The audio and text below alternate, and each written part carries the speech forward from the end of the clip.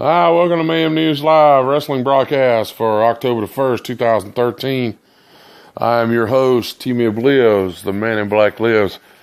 And got a lot to talk about today. Lots of news. So we're going to get right to it, and going to get with the headlines first.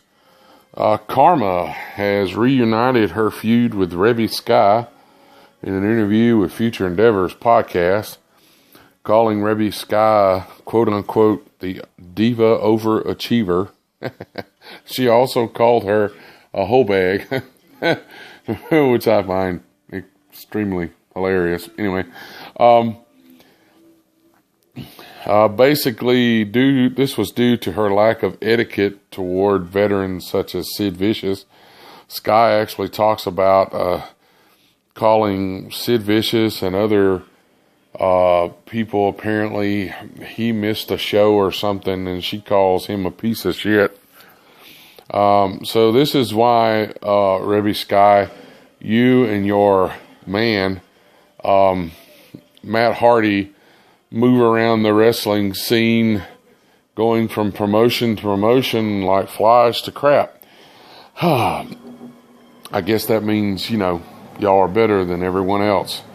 You are sadly mistaken. TNA ratings were a 0.89 or 1.121 million. That is down from the 1.332 million last week.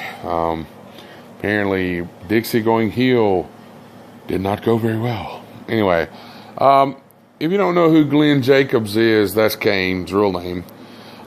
He is a libertarian as far as his political alignment.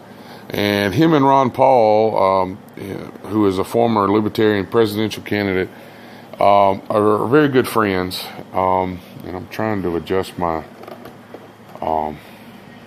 video a little bit here. It's kind of okay, there we go.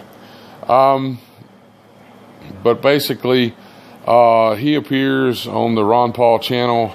You'll notice at the bottom of the screen, I've got the link up. You can actually follow it. You don't have to follow the channel. You can see an excerpt of the interview. But to actually see the whole thing, you actually have to follow the channel. WWE has been teasing Taker's return, maybe. WWE's been tweeting, basically, one of the tweets was, born a survivor, 11/22 of 1990, and then a hashtag rest in pieces, with a picture of someone's chest, which was obviously the Undertaker's. They've also been kind of cryptic about Kane's whereabouts as well. So, could we see Kane and Undertaker together? Could the Brothers of Destruction be on the, could they arise? Could they be, coming back? You wouldn't hear me complain. And I know Captain Ear would be really, really happy if Kane would come back. She's been missing the hashtag monster. So, got some Chance Prophet news. Chance Prophet will face Gangrel October the 12th. Moreto, Ohio at Remix Pro Wrestling. Chance Prophet is the Remix Pro Wrestling Heavyweight Champion, and his title will be on the line against the fangin' and bangin' former WWE superstar Gangrel. I think that's going to be a good match. We already know that Chance Prophet does some great promos, and him and Gangrel ought to be a pretty good match. So we're going to keep moving. Got a lot of stuff to talk about. Jean Petit, or Petit, I'm not sure if I was saying that right, formerly known as Cousin Luke. He was with the WWE from 1985 to 1986. He was one of Hillbilly Jim's cousins, one of the family members. Wow, there's a glare. I have no idea. That's kind of weird. Kind of a glare coming right here. I don't understand. Anyway, Here, we'll do this. We'll scoot that light out of the way. But yeah, I'm trying to get my camera to set right. It's weird. Anyway, but yeah, he passed away, from what the report said by Mike Johnson of PWR Insider. The PW Insider is Sunday morning he passed away. We send prayers to his family and loved ones. Medusa, former WWE Diva, has called out AJ Lee. Yeah, that might be interesting. Ted DeBiase, WWE Hall of Famer, basically destroys Eric Bischoff in an interview with Josh Mondabera. He says he doesn't know much about wrestling. Preach it, man, preach it. He showed on. He knows how to mess it up. Anyway, he states that this is why in WCW, and Ted Turner was actually buying or hiring talent that was created by Vince McMahon. Says that Eric took credit for the NWO, but it wasn't his idea. The NWO had already been done in Japan. Busted. Anyway, Mr. Anderson states in an interview with Fourth and Pain that he will be signing a contract with TNA in the next week. That has not happened yet, but it is soon to happen, per Ken Anderson. Ring Warriors episode number 4. I'm kind of starting to get really into this show. We kind of moved away from Ring of Honor because the only way I can see Ring of Honor is either on the television, and the station that we deal with that shows Ring of Honor, the last 4 times I've tried to watch has been either a rerun, stuff that I've already known has happened, that was supposed to be televised earlier and they're showing it again. I don't know what's going on. And so, I'll report on some. I know Ring of Honor does have a new champion, somebody I've never actually heard of. So, there's a lot of new talent in that Ring of Honor. So,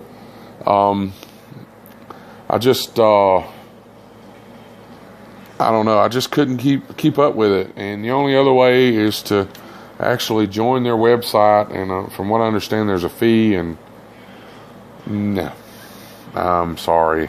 There's a lot of stuff I wouldn't mind having, but paying to see stuff that I'm supposed to be able to see on TV for free. Sorry. So we've kind of moved on to Ring of Warriors. Thanks to Chance Prophet. Posting it and letting us know that it's out there. I've always known it was there, but now they're actually putting these episodes actually on YouTube. So the show opened with footage from the last several episodes, and goes to the announce team of Simon Says, which has got to be that's got to be the coolest announcer name. I mean, come on, Simon Says. And also with Blake Chadwick. Simon Says is also the heel announcer, by the way. If you'll watch it, you'll know what I'm talking about. Let's see. JD Maverick faces Mike Mitchell in a hard-hitting match. JD Maverick gets the win with the neck breaker, or the reigning Spike finisher, and makes a challenge for the Junior Heavyweight Championship in an interview later after the match. Our next match, JoJo faces former WWE star Chaz, former Headbangers Tag Team fame. Good match. Good to see Chaz in the ring. Hasn't lost his step. I'm actually surprised you didn't get some "you still got it" chants from the crowd. He's back to business. He goes on to get the win with the Flatliner, and it was a great match. Shooter Storm and Sobek Ra, hey, I actually pronounced his name right. Okay, faces Chavez and Stone. And of course, they were accompanied to the ring by New Jack. Okay, just a note, I can't stand New Jack. In my opinion, he's trash. He treats women in real life like trash, so therefore he's trash. I would not take a leak on top of his head to put the fire out. I really wouldn't.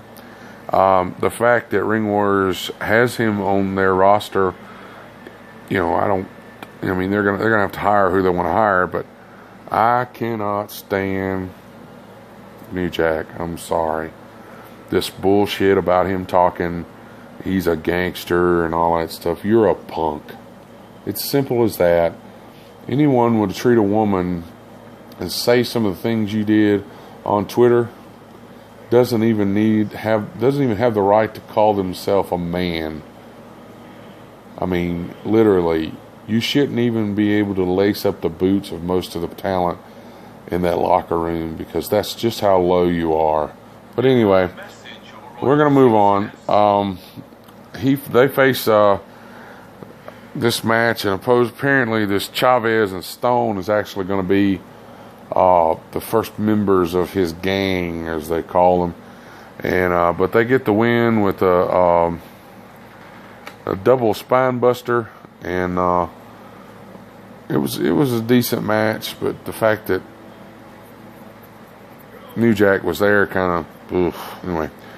Michael Patrick faces Michael Sane, a heavy-hitting match with two big guys putting on a show, with Sane getting the win with the straitjacket driver. That's a big guy, man. Victor Romanov kind of reminds you of Nikita Koloff and all these other Russian, wrestlers. At least he's carrying the right flag, because the old red one with the sickle and all that no longer exists anymore. Him and Romanov faces off against Francisco Ciazzo, with Ciazzo getting a win with a spike pile driver. Ciazzo is a member of the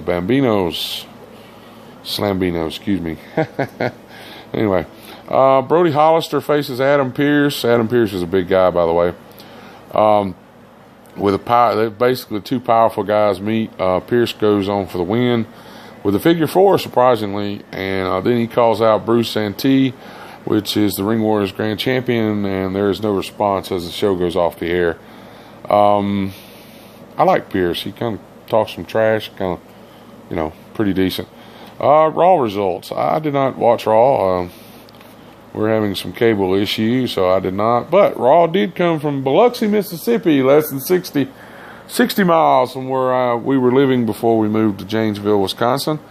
It's good to know that WWE remembers that Mississippi has a big wrestling fan following, and that they still have places that you can actually hold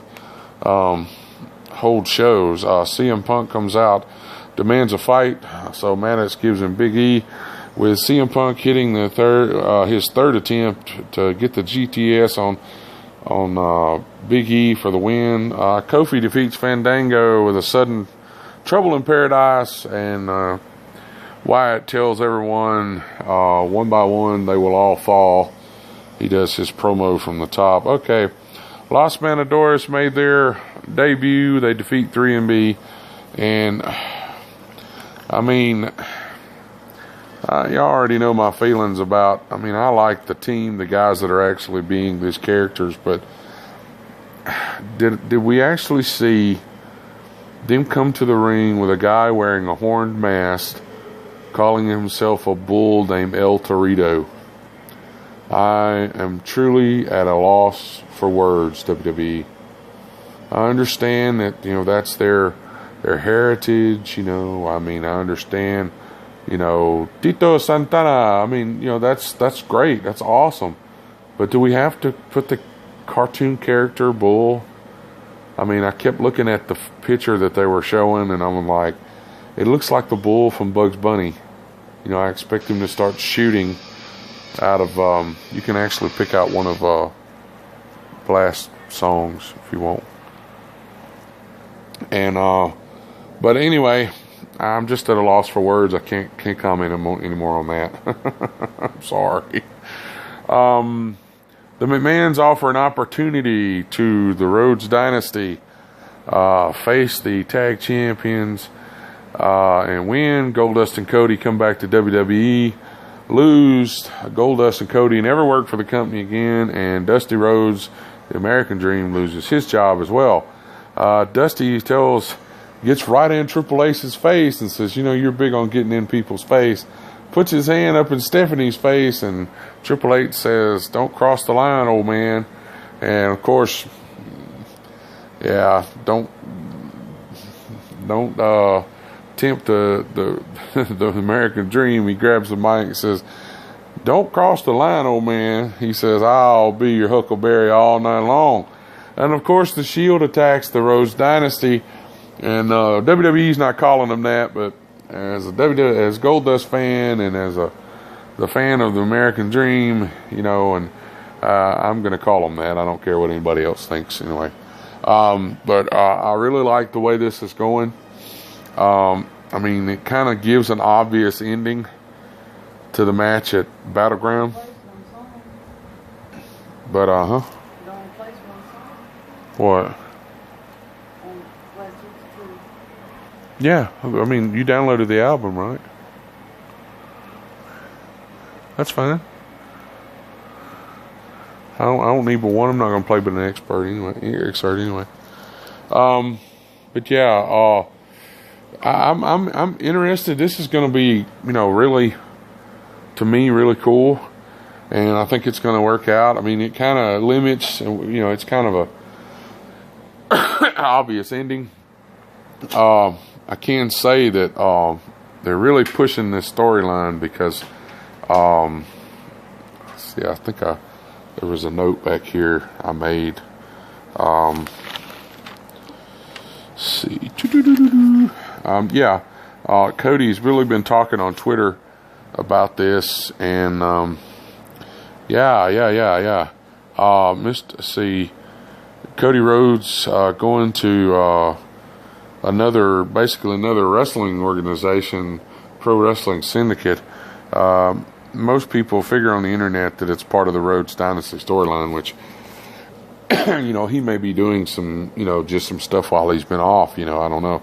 But anyway, moving back to Raw, R-Truth defeats Curtis Axel with the lie detector. R-Truth's been kind of on a roll, getting a lot of camera time. Cool. Brie Bella defeats Fox, and Brie actually stepping up to the plate lately. I guess with her sister's injury, and, you know, I guess they're kind of focusing on her kind of her being by herself for a while, you know, until her sister can come back. Even though her sister's been on TV, that she can't really, you know, because of her leg issues. Del Rio defeats Ryder in a decent showing for Ryder. And there was a lot of people on Twitter actually making the hashtag Ryder for world champion. Hey, what's happened? Never, stranger things have happened. Heyman proposes to Ryback. Excuse me while I laugh. Have an urge to vomit, and shakes my head. CM Punk saves my stomach as he comes out with a kendo stick and a GTS for Axel. It was actually really, really hilarious. The Shield defeats Ziggler and the Usos, with Santino defeating Cesaro, going back to his winning on shows now. So Bryan and Orton confront each other. Bryan sent into a frenzy as Orton insults Brie Bella, his fiance, and you know, I kind of like the fact that the way they're going with that a little bit. Of course, the show ends with Orton putting Bryan through a table, and that's pretty much the show notes for today. I do, however, you know, we're going to do our sponsor information and talk a little bit about that. Remember, we have a show, the wrestling broadcast, which is today. That's we usually cover Raw and Ring Warriors and headlines. And then on Saturdays, we have our Wrestling Weekly. We cover TNA and SmackDown. Don't forget Zach Pack Promotions. Zach Pack Promotions, you can find them on Facebook under the same name. Zach Pack Promotions are on Twitter. That's ZPack Promotions, at ZPack Promotions. If you want to look at their webpage, www.zachpackpromotions.com, and if you put a hashtag behind it and put Busting for Autism, that's BUSTIN, that's a number 4, autism. I've actually been saying it's FOR, but it's actually the number 4. That'll be November the 16th and the 17th. In Katy, Texas, lunch. You can actually purchase Lunch with the Stars for $60. Goldust is sold out, but you still have Sergeant Slaughter, Gene Snitsky, Greg the Hammer Valentine, Joey Image, Hacksaw Jim Duggan, Honky Tonk Man, Rikishi, Selena Gaspard, Priscilla Barnes, Houston area Ghostbusters and Ecto, Extreme Paranormal Stars, True TV's Jackie Pusey, Iron Man 3's Iron Patriot, actor Aaron Zedar, Jim Decker, Hands of God author Tony Acree, and NPC bodybuilder Brett Trevino. Also, you can check out our other sponsors, Fighting Disability Slurs, that is Fighting Disability Slurs, Fight Disability Slurs on Facebook. That's Fight, capital NDIS, Slurs on Twitter, and fightdisabilityslurs.wordpress.com. We are fighting the use of disability slurs, either in context or out of context. And we're also fighting racial slurs, gay and lesbian slurs, pretty much anything you could think of, any kind of slurs. It's just, we're supposed to be living in a better world, people. It's time to start acting like it. I want to thank Throttle for giving us New Blood, the theme song that you heard before. They have definitely having a new album coming out, Razor Wire Finish Line. And as soon as we get any information on that, I'll be passing that along. It's available on iTunes now, albums and singles. Also, as I usually do, I give a Blast 52 a shout. They are an Irish band. Great stuff, great music. I've heard the album. They have an EP. You can go to Mayhem news.com, look over to the right under our affiliate, because I forgot to turn off my notifications on the phone. Anyway, I'm going to finish up this up. But Blast 52, you can follow them on Twitter at Blast 52 is their main Twitter, and their drummer Stephanie is at Blast 52 Drummer. You can find their new EP on Amazon. The links are on our webpage, and you can also find them on iTunes as well. I appreciate everyone who's been listening to the show. I appreciate the emails and the stuff that we've been getting. I appreciate it. We eventually will go back live, but just right now it doesn't make any sense with, it's kind of hard to do it without a computer. So, we're still working on that. We're going to have a little different change. I'm actually going to play an excerpt from Blast 52's debut EP, and we're going to play a little bit before the show goes off the air. So we're going to ask Blast 52 to take it away. Have a nice day. This has been Mayhem News. This is Timmy and Bleos, and we are a Ghost.